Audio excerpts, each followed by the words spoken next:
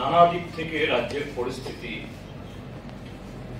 যে দৈনন্দিন খারাপ থেকে আরো খারাপের দিকে যাচ্ছে, এই অবস্থায় আজকে আমাদের আপনাদের ডাকতে হয়েছে এই পরিস্থিতিগুলো কিছু জলাত স্তর পঞ্চায়েত নির্বাচন, এটা বলাই হয় 3 টায়ার। তাহলে এটার ইউনিটটা জেলাটা একটা ইউনিট। তো ঠিক আছে, গ্রাম পঞ্চায়েত এবং পঞ্চায়েত সমিতি নমিনেশন পেপার জমা নেওয়া হয় ব্লকে। যদি ব্লকের বাইরে না করা যায় তাহলে তো পঞ্চায়েতের বাইরে ব্লকে গিয়ে নমিনেশন পেপার মানে জমা দেওয়ার কথা ছিল না, তাহলে পঞ্চায়েতই হতো। তাহলে এটা ইমপ্লাইড যে জেলা হলো তার এই 3 টায়ার পঞ্চায়েতের কেন্দ্র অংশ। পঞ্চায়েতের নমিনেশন পেপার যদি পঞ্চায়েত সমিতি অফিসে নেওয়া যায়, ব্লক অফিসে নেওয়া যায়, তাহলে পঞ্চায়েত এবং পঞ্চায়েত সমিতি নমিনেশন পেপার জেলাতে নেওয়া যাবে। আর জেলা শাসক তিনি হলেন ডিস্ট্রিক্ট ইলেকশন অফিসার এই পঞ্চায়েত নির্বাচনের জন্য, এবং পঞ্চায়েত আইনে এটা কোনো ধরনের কনফ্লিক্ট হওয়ার কথা না। কমিশন এতে কোনো অমত তিনি বা কোন রকম বলেননি।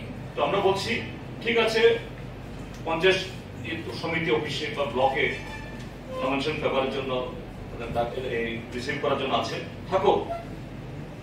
এডিশনাল একটা কাউন্টার যেন প্রত্যেক জেলাতে করা হয়, 8টা জেলাতে করা হয়।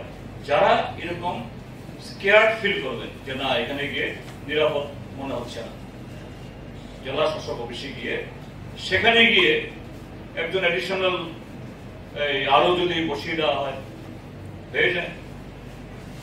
তারপর আমরা বলেছি যে এই যে যেমন গতকাল যে 2টো ব্লকে আমি গেছি,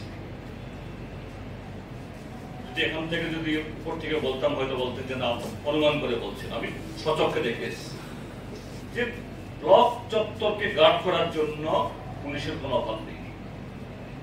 নানা রঙের পুলিশ, ডিএসআর আছে, স্টেট পুলিশ আছে, সিআরপিএফ আছে, আসাম রাইফেলসও আছে। তাহলে পুলিশের তো অভাব নেই, কিন্তু কোথায়? ব্লক চত্বরকে পাহারা দেওয়ার জন্য।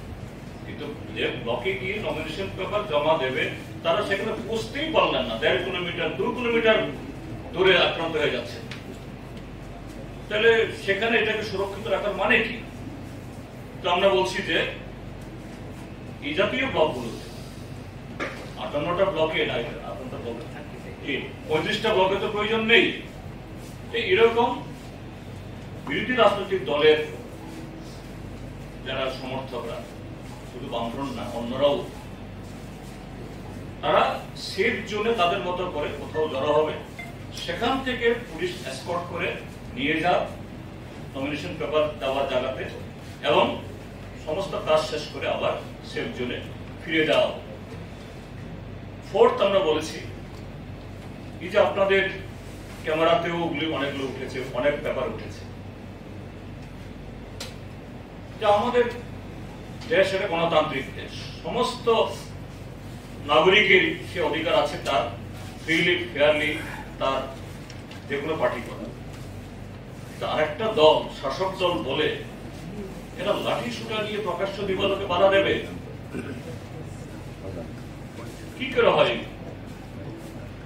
তো শুধু ব্লকের ভেতর না, ব্লকের বাইরে যারা 0.5 কিলোমিটার 1 কিলোমিটার 1.5 কিলোমিটার দূরে দূরে এইভাবে পড়ছে, এদেরকে সোমোটো পুলিশ গ্রেফতার করো। যারা অথরাইজডলি সমস্ত ঘটনা তাদেরকে মুক্ত করে সেখানে যাতে অবাধে এই নির্বাচন প্রক্রিয়া সম্পন্ন হয় ব্যবস্থা। আপাতত পঞ্চায়েত নিয়ে বলছি, আরেকটা ইস্যু আছে এবং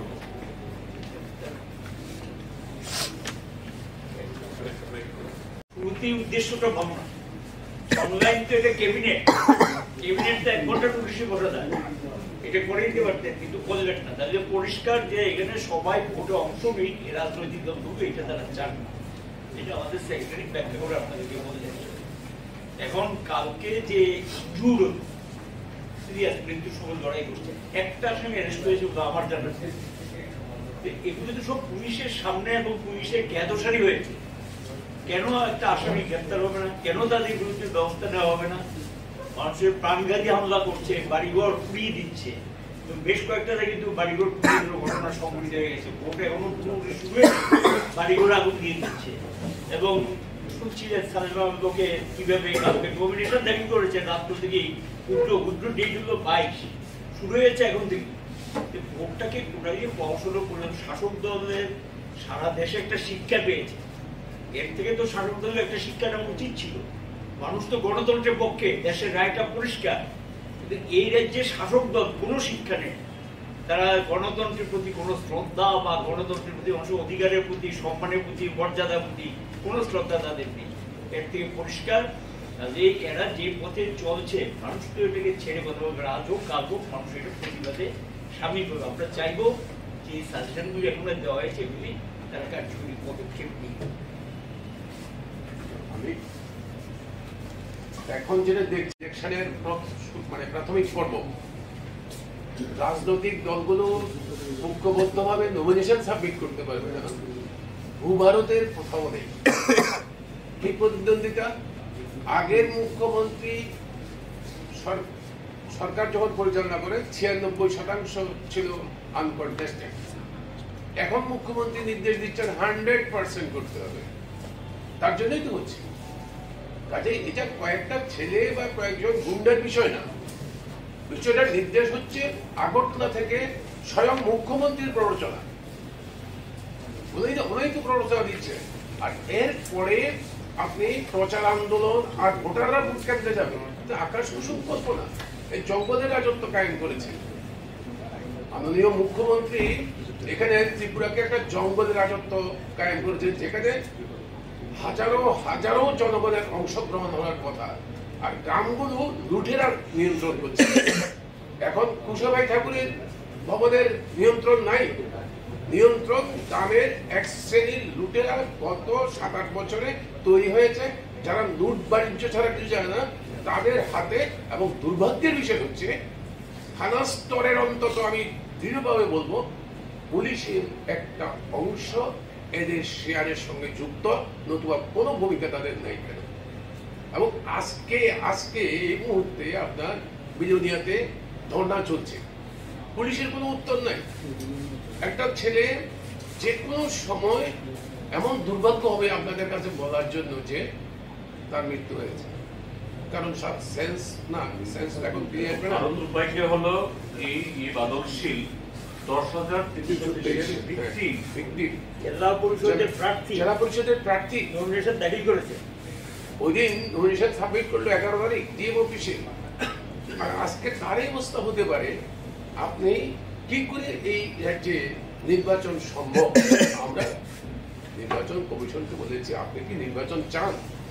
নির্বাচন হোক চান না দেশের সামনে ত্রিপুরাকে আরো কলঙ্কিত করতে চান? যদি চান তাহলে নিজের হাতে স্টিয়ারিংটা ধরুন, অন্যের নির্দেশে চলবেন না।